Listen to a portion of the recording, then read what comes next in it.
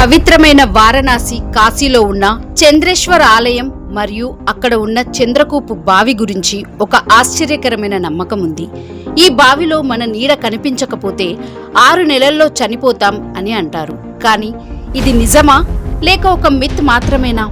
పురాణాల ప్రకారం చంద్రదేవుడు ఒకసారి శాపం వల్ల తన కాంతి కోల్పోయాడు. ఆ శాపం నుంచి బయటపడేందుకు ఆయన కాశీకి వచ్చి స్వయంగా ఒక శివలింగాన్ని ప్రతిష్ఠించాడు. అదే చంద్రేశ్వర లింగం.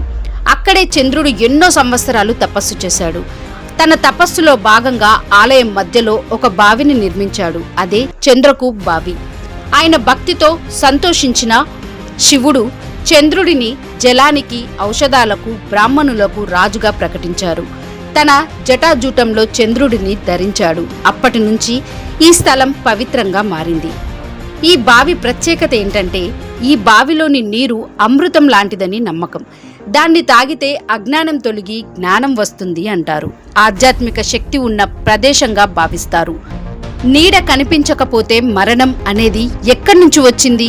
ఇది ఒక స్థానిక నమ్మకం మాత్రమే.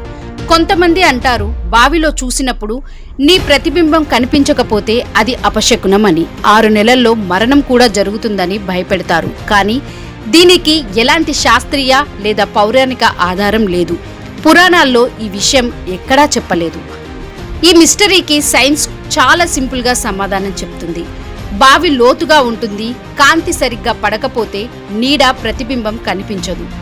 నీరు కదులుతూ ఉంటే రిఫ్లెక్షన్ డిస్ట్రాయ్ అవుతుంది.